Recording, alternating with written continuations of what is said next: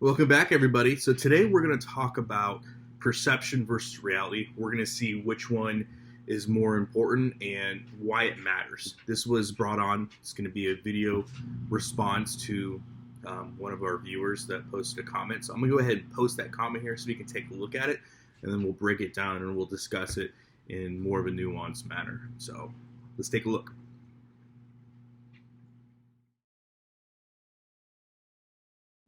So there's the comment, and it's a great comment because the video, and I'll link that video in the description box below, was talking about how there are not really food shortages now.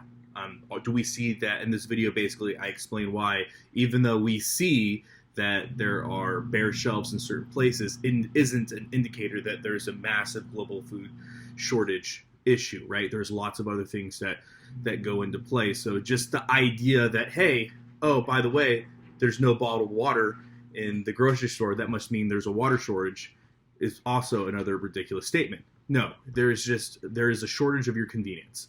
So your convenience is lacking because of your cultural perception of the world. That's what that's relating to. And so this commenter makes a great point, though. Isn't perception important? Doesn't perception drive behavior? Absolutely. And I think that they made some great points when we're talking about, sports teams winning or losing, or people behaving badly when, for example, there's no more toilet paper at the grocery store and people fight. People behaving badly. Yes, absolutely. Perception does matter.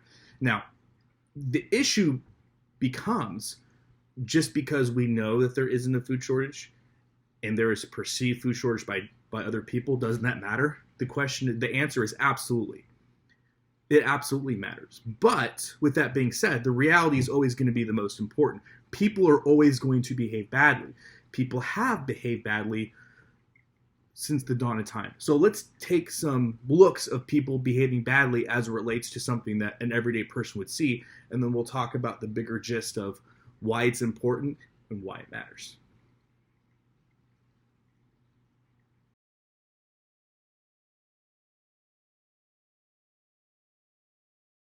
Beef over a piece of steak turns into this huge brawl involving 40 people at a Golden Corral in Pennsylvania. This cell phone video shows punches being thrown, chairs being tossed around. Witnesses say the mayhem began when a man got upset because the person in line behind him got his steak first. The kitchen staff tried to explain why one steak can take longer to cook than another. The man didn't get it, and this was the result. Fortunately, the restaurant says everybody walked away with just cuts and bruises. One person is dead after a multi-car crash in Salem this morning. It happened just before 7:30 on Owen Street Southeast, just west of Commercial Street.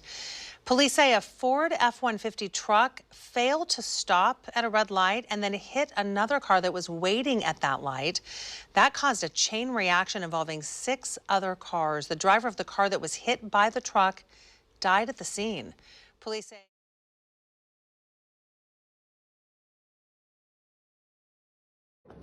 No, stop. Guys, stop. Get off of her.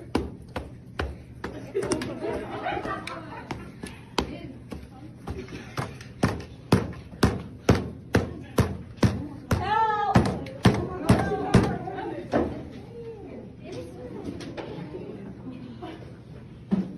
So there you have it. There are some very, very recent, I think within the last couple weeks or so, instances of people behaving badly.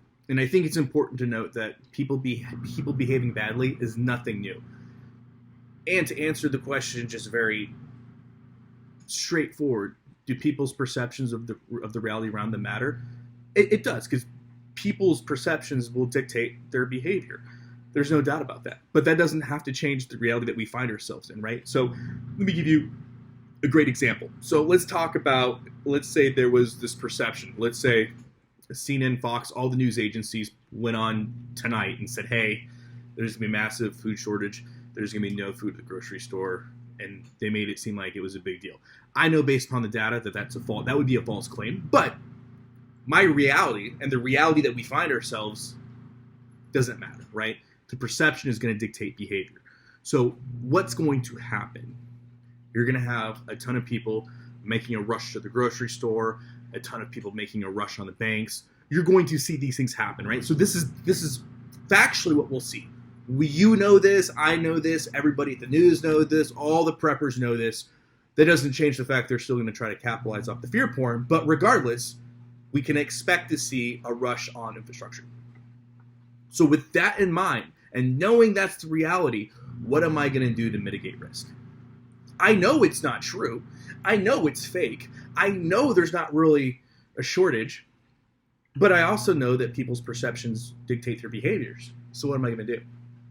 I'm not going to be at the bank. I am not going to be at the grocery store. I'm not going to be anywhere anybody's going to be. You know why? I know the truth. I know the reality. And I know what people are going to do. People are going to behave badly. So guess who's not going to get into a brawl at a buffet over a shitty piece of steak?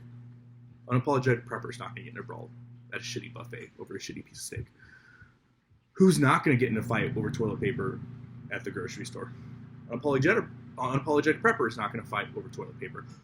Unapologetic prepper is not going to fight over anything at a grocery store. Because I know the reality. I understand that people are going to behave badly. And so knowing this and understanding this, I think is important, but doesn't change the reality. Because I know deep down inside that if that news article were to happen tonight, for example, I know it'd be fake.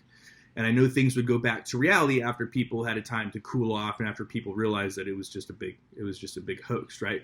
I understand that there's going to be an initial, stoking of fear, fanning of flames. I get that's going to be a reality. And I also get that I am tucked away to where I don't have to deal with those people and everything will be fine. What's going to happen is people are going to, again, they're going to calm down, they're going to relax, they realize that it was all a big hoax, and they're going to go back to reality as normal. They're going to go back to this Western style of living. Now, let's say that it wasn't a joke. Well, we know what's going to happen there too. All the people that were complaining, all those preppers out there that say they can't do X, Y, and Z because of a disability or because of age or because of whatever, right? They're automatically going to start prepping the way that this channel has advocated for years and how others have advocated for since the dawn of time. Immediately, people are going to understand and they're going to spin up agriculture. It's going to become important to them, right? So again, I'm not saying anything controversial. I'm just being very, very clear with you guys, but we know what's going to happen, right? We totally understand what people are going to do.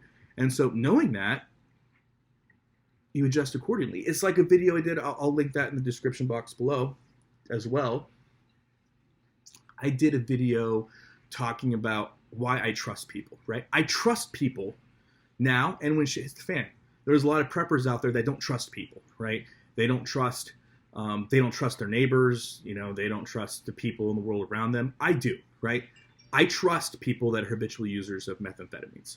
I trust people that abuse other people. I trust criminals. I trust these people to be true to their nature, right? I trust the person who's a habitual user of methamphetamines to be a habitual user of methamphetamines. I trust a thief to be a thief. I trust a violent aggressor to be a violent aggressor. I trust a criminal to be a criminal. I trust a single mom to be a single mom. I trust a dad to be a dad. I trust good-hearted people under depravity to do certain things that good people under depravity do. I trust it because history and reality has proven it to be so. So I understand that under human depravity situations, humans will behave in unrealistic ways that we see today. I trust it, right? I trust communities to spring forth and do what communities think they should do, right? We trust that leaders will form from the ash and societies will change and transition to their tribalistic factions that they have always done historically if some crazy situation like that were to happen. I trust people. I trust people to be people. So that doesn't take away from my posture, and I do not believe that having that posture puts me in any more or any less risk, right? Everything I do is to minimize risk. So I think it's important to realize that yes, perception will change behavior, but it doesn't have to change the reality, and it doesn't have to change the way that you prepare, because it doesn't change the way I prepare. I still look at reality for reality's sakes. Reality is always going to steer clear the true facet of what it is to be prepared. There's no doubt about that. And one's perceived perception is going to have no indication of what the truth is. Now, with that being said, yes. And the truth is, people's perceptions do drive their behavior, like I keep saying. And knowing that and trusting that people will act like people, I think you're setting yourself up for huge success. You know, I think that if you look at reality for what it is, you accept reality and accept the truth that people will be people, I think you're going to be setting yourself up very well. And I think you're going to be extremely prepared because you understand the nuanced conversation that's happening, and you understand people's behavior in a nuanced way that will keep you from having to fight the shitty person at the shitty buffet wanting the shitty piece of steak. So there you have it. Hope this was helpful for you guys. If you have any questions, leave them in the comment section below. Thank you for posting that comment. I appreciate it. It's an important topic to remember because at the end of the day, you know, everybody has their own belief on what's happening and what will happen. But the most important thing is, again, to be prepared, to be sustainable, be efficient. There you have it. Have a good one, guys. As always, long live the Republic.